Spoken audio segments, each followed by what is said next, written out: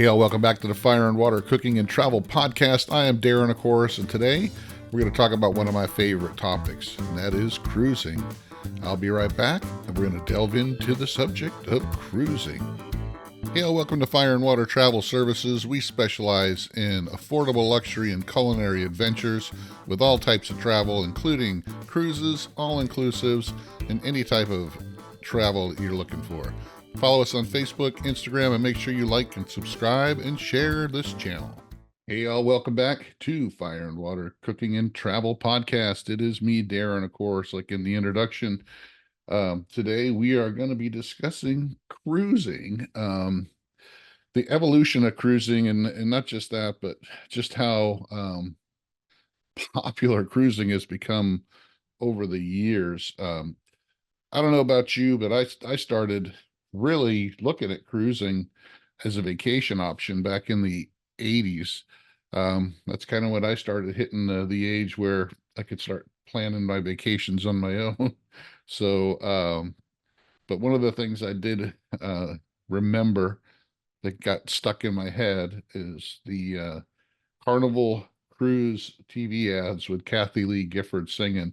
And I'm actually going to play one of them here. Hopefully you guys can hear it. I'm probably going to have the microphone down by the speaker real quick. So hold on one second. I'm going to have to switch.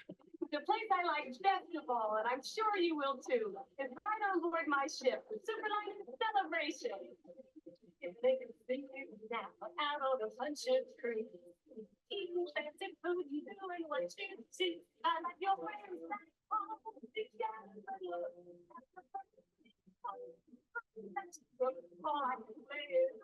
Hey, looking where you are, tonight you'll live out like a movie.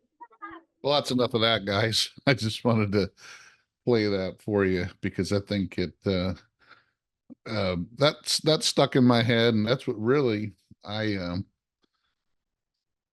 got me interested in cruising, because back then, hey, it was something totally new to me and to a lot of people, to be able to go out on the water and experience some uh, pretty cool things. The Caribbean islands, of course, getting the food and all that kind of stuff. Back then, it was just something you dreamed about, pretty much. You didn't really imagine you could do it. And Carnival was one of the first ones that really pushed it, and did a lot of advertising and tried to bring the prices down to where it was affordable for everybody. So I kind of, for me anyway, I know Royal Caribbean was out there, and so was Norwegian. But for some reason, Carnival stuck in my head because of that jingle and Kathie Lee and all that. Just really got me thinking about cruising. So when cruising first came out, big time like that, I do remember people going, hey, when you get on a cruise ship, you can eat whatever you want. You can do this, you can do that. You go to all these, ports that, never been to before. And it was all, included in the price. So it was really something to look forward to. And I really didn't do my first cruise until um, my second marriage, when me and my wife, originally got married. We did a cruise, just me and her, just a quick 4 day, actually a 3 day or 4 day, from Tampa to Cozumel on one of the older Carnival ships. And we had a blast. It was a little rough weather because we went in the summertime. But then about a couple of years later, we took our son, who was like 1 or 2 at the time, on a Royal Caribbean for a 3 day to see if he liked it. Had a blast, and we've been cruising ever since. We've done a lot of Carnival cruises. We've done some Princess cruises. We've done a couple other cruises, MSC as well. We did an NCL. We did some theme cruises, especially the Kiss cruise. So over the years, just from us cruising, the cruise lines have changed a lot. There's a lot more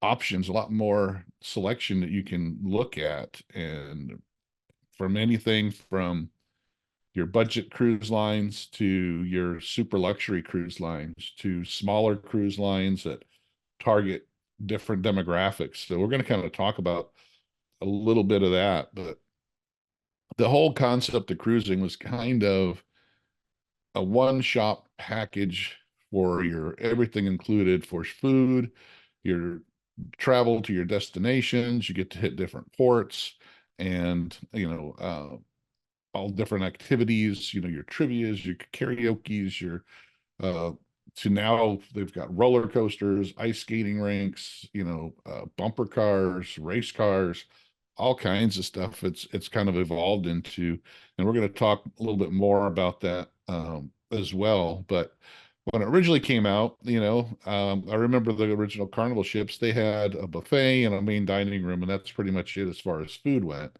They would open the buffet up again at midnight, and they would have a special midnight buffet, and they would do like ice carvings and stuff like that. They used to have, you could hit golf balls off the back of the ship. They used to have skeet shooting. They used to have some things that they don't have anymore. But then again, back then they didn't have some of the stuff that they have now. Um, Now it's really exploded, and they all try to keep up with each other as far as what they're offering their passengers and what they can come up with new and bigger ships.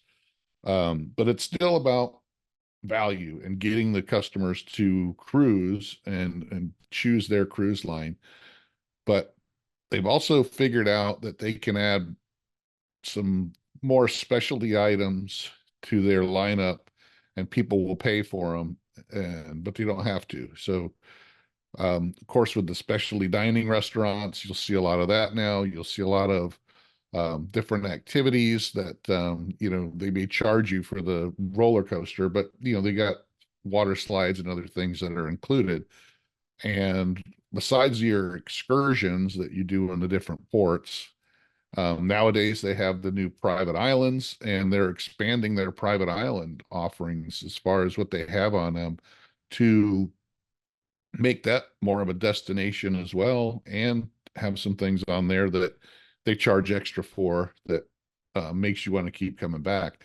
Royal Caribbean did that with their Coco Cay, where they have several different zones that some of them are, cost you more money to go to. They have different options like with the different water play areas and all that. They may cost you a little bit more. They have some upgraded food offerings on the private islands that may cost you a little more.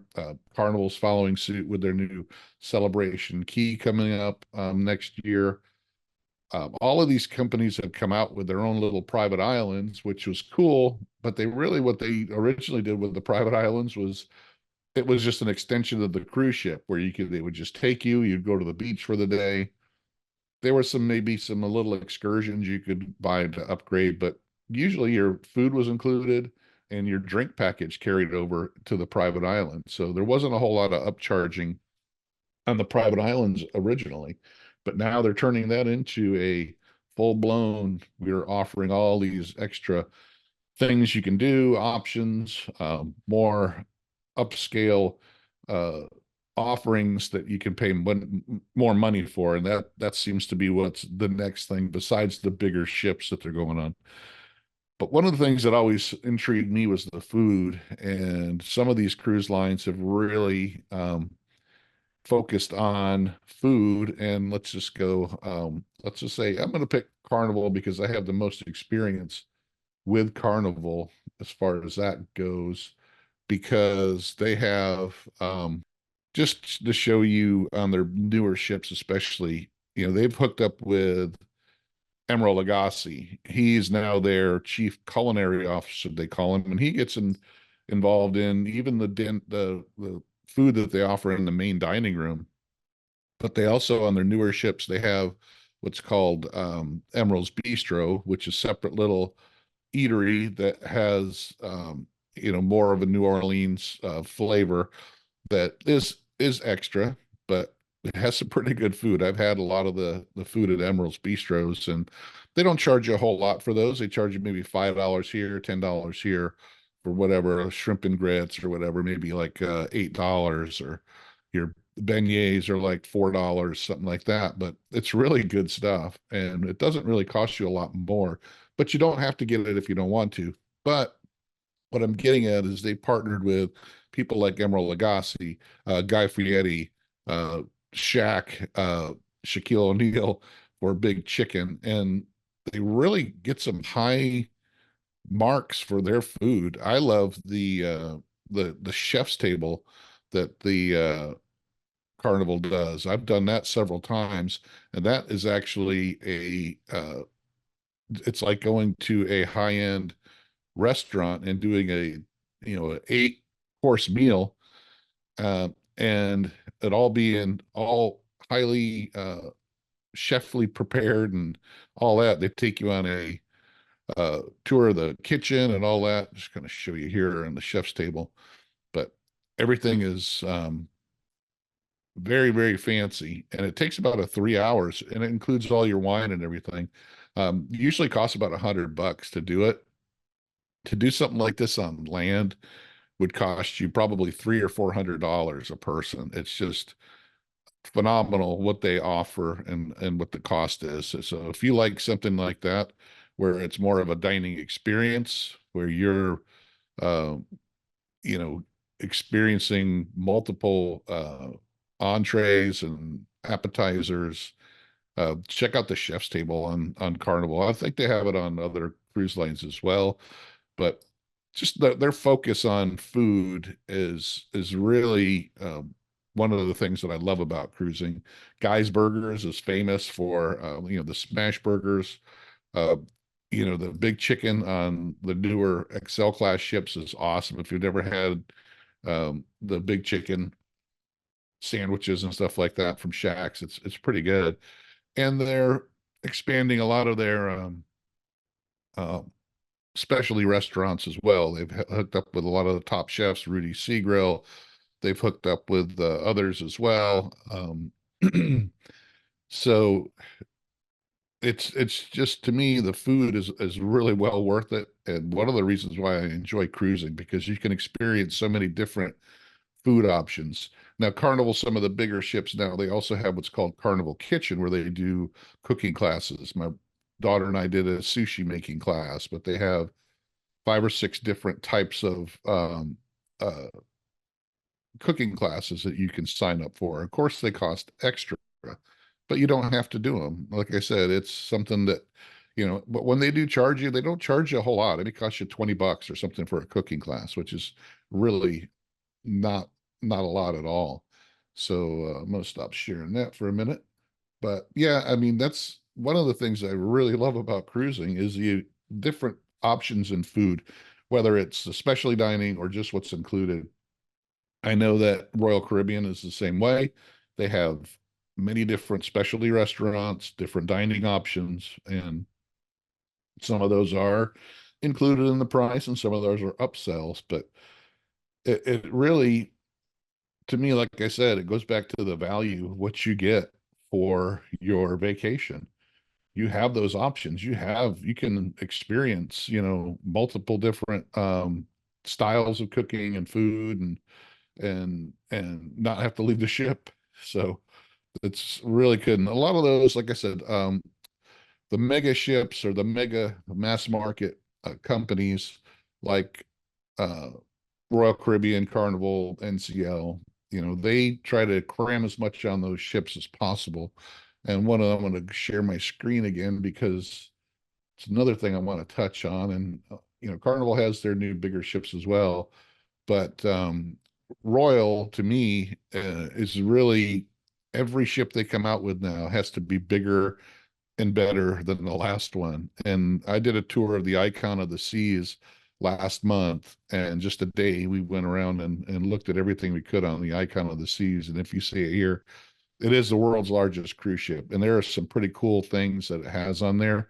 Make sure you take a look at my video that I did on the Icon Fire and Water Travel YouTube channel and Facebook, because there is so much on there. We were on there for 3 hours, and running the whole time. And we probably saw about 2/3 of it. There was probably a third of it we did not get to see. And we didn't get to see any of the staterooms, but the companies are all trying to offer more and more and bigger and better and cram as much on these ships as possible, besides cramming more people on them. And if you compare the older ships now with what the newer ships are offering, there's a lot more balconies on the ships nowadays than there was when the original cruise ships came out. There was a lot more, ocean views and interior rooms, but now you have probably at least half, or if not 2/3 of the cabins on the newer cruise ships are balcony cabins, either exterior looking out at the ocean balcony cabins, or like with some of the newer um, Royal Caribbean ships, they have internal balcony cabins that look into the neighborhoods that are on those ships as well. But kind of crazy what's going on with the newer ships and them making them just bigger and bigger and offering more and more stuff. But what they're trying to do, and of course, with the Icon of the Seas, it does cost more than some of their older ships because they are adding a lot more stuff to it. But it does increase the price, but just like anything, prices go up on stuff. But the more you do, the more you get, the more you're going to pay. And that's another thing I want to say, the newer age of add-ons. It used to be when you were on a cruise back in the 80s or so, most of your stuff was included. Your food was included, pretty much all your food, because they didn't have specialty dining or anything. You might have to pay for your drinks, and they didn't have drink packages back then. You would just pay for your drinks normally. And now they've added on drink packages, and they've made it to where, so a lot of your cruise companies, where if you have two people, two adults in the room, both of you have to get the drink package. One of you can't get it.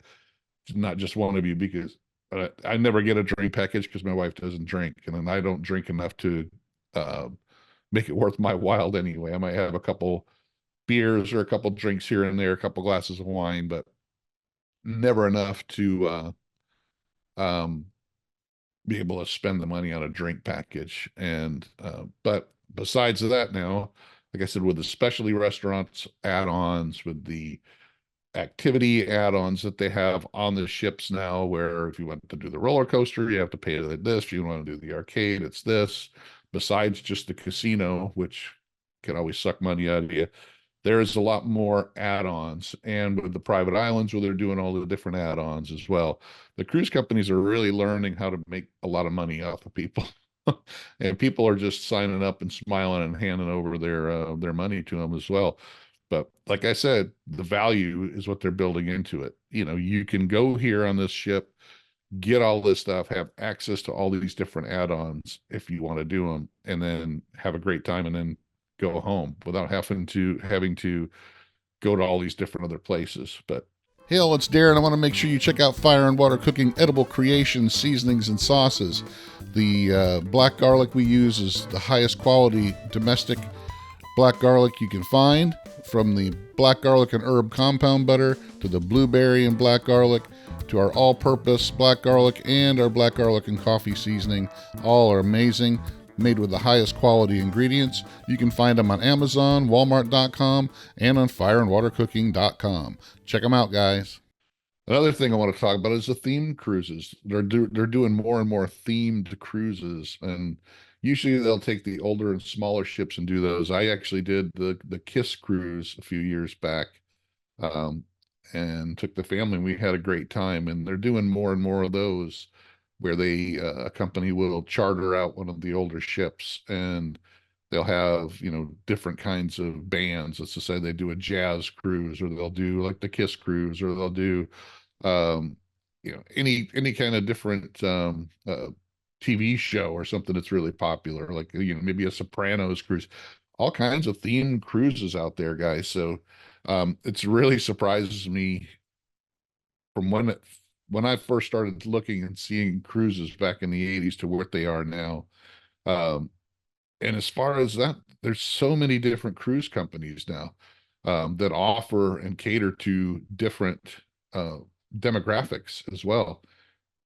Share my screen again because I want to show you Virgin Voyages, because they are owned by Richard Branson, so the same guy that owns Virgin Records and Virgin Airlines, and he came out with his own cruise company a couple of years back, and his is a little different because it's for adults only, so 18 and up. There's no kids on here. It's focused on what adults like to do, so there's no water slides or anything like that on here. Nothing kid focused. It's pretty much, they have some nightclubs, they have a couple pools, they have, activities for more adult lines, entertainment, and they concentrated on going to different ports. And their ships are all the same. They all look the same. They're all the same size. It's another one of these ships that has probably 70 or 75% balconies on it. So they have a lot more balconies. They have a lot of suites. They have some interiors and ocean views, but just not a lot. They focus on balconies. They have hammocks on the decks, and it's focused on adults. And it's really very popular. They're actually expanding as well. They're doing a lot more different ports of call now. But another thing that they do, they're kind of going in the opposite way of some of the other cruise lines, where they're going back to including a lot of stuff in your cruise fare. So they include Wi-Fi, they include your tips and gratuities, all your dining. They have up to 20 plus eateries, and 6 of those are like specialty restaurants where you need reservations, but they're all included, and that's high-end food. We're getting ready to go on one of these cruises in July, so definitely be doing a video on that you can watch on the YouTube channel and Facebook as well. But all your entertainment, actually even your soda and water are included, and fitness classes, all that stuff is included in your fare. So they do charge for drinks. They have a kind of different way they do their drink package. It's more of you pre-purchasing a dollar amount, and they give you a kind of a discount. So they call it bar tab, where you pay, let's just say for your cruise, you prepay for $200 worth of your drinks, and they'll give you an extra 25 or $50. I can't remember which it is. So you're actually, you get a little bit of a discount by pre-purchasing your bar drinks, and then you don't have to worry about both of you getting it in the room. And you can, if it's just one of you drinks, one of you can get it, and it's just a certain dollar amount. So I kind of like it that way, because for people like me who has a spouse that doesn't drink, and I don't drink a whole lot, I don't have to pay $80 a day for a drink package and not be able to get my money's worth out of it. It's I can just take $100, put that towards my drinks on the ship, and I get like a $10 or $20 discount on that, which is cool. And, that's something I'd rather do than spending a whole lot of money on a drink package and not being able to use it or get my money's worth out of it. I know why they do it on the other cruise lines, but this makes it so much easier. So, like again, I said, this cruise line focuses on a different demographic. Adults only, kind of more of a luxury line where all your stuff's included, and they're not really known as a budget cruise line at all. So pretty cool. And you got several different companies that are set up that way. You got Viking Cruises that targets adults only, but more of an older crowd. So more of your retirees that are looking to do longer trips and all that. And you have river cruises now as well. So we got a lot of companies that are doing river cruises in Europe and other parts of the world, where they're smaller ships, more intimate. They do spend a lot more time in the different ports, and you have access to all different kinds of ports as well. Uh, so the amount of different cruising options out there between ocean cruising and river cruising is just, phenomenal to me. It's just amazing to what the choices are. It's one of the reasons why having a travel agent really can help you steer into what you're really looking for. Even with ocean cruising, like I said, you have different cruise lines that have different options and they target different demographics, like Viking and Virgin, that target more adults only. Then you have your higher end luxury cruise lines like Regent Seven Seas that may cost a little more, but they have smaller ships, more luxury, more included stuff, more aimed more towards people that are looking for the finer things in life that'll spend a little bit more money for it. And then you have lines like Oceania that they really focus on the culinary part. They're known for having the best cuisine on on the seas. It may not be as luxurious as some of the others, but they're kind of more of the higher end premium. Then, of course, you got your Holland Americas and your Princess that kind of target a mix, but more towards people that are doing bucket list trips like Alaska or something like that.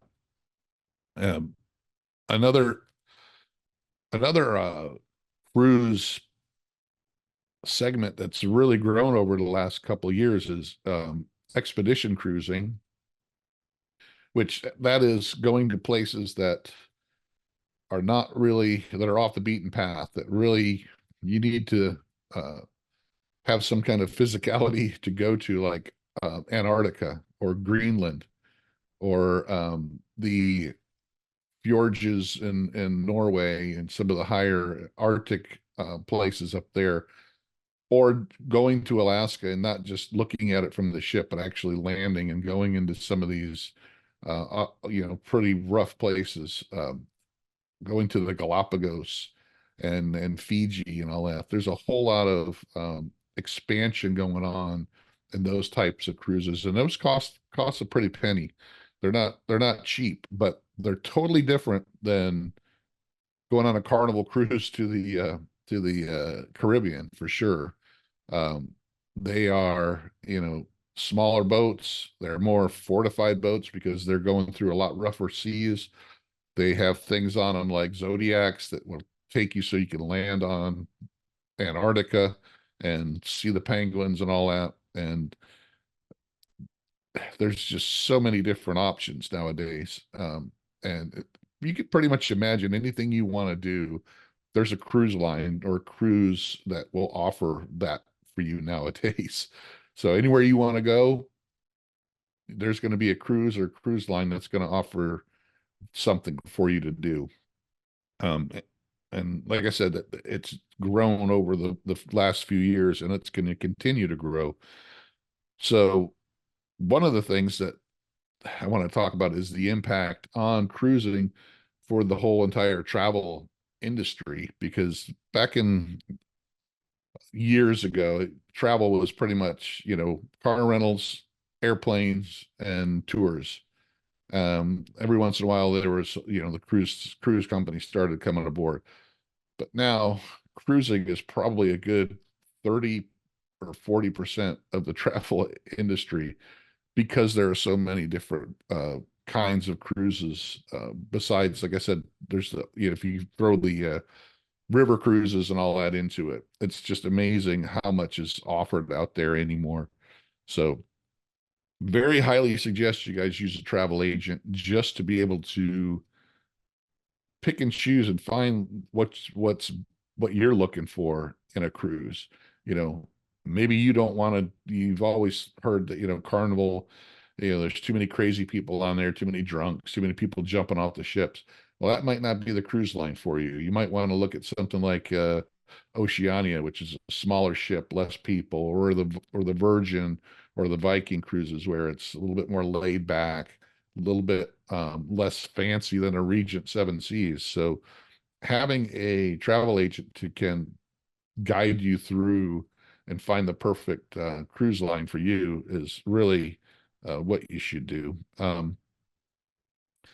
But also cruises have grown so much that a lot of these ports of call are starting to kick back a little bit. I mean, there's some ports like in Alaska and over in Europe that are really starting to limit the amount of ships that can come into port on certain days, or some of them have actually cut off some of the bigger ships that they telling them they just can't come in anymore because there's too many people on them, too many people showing up all at the same time.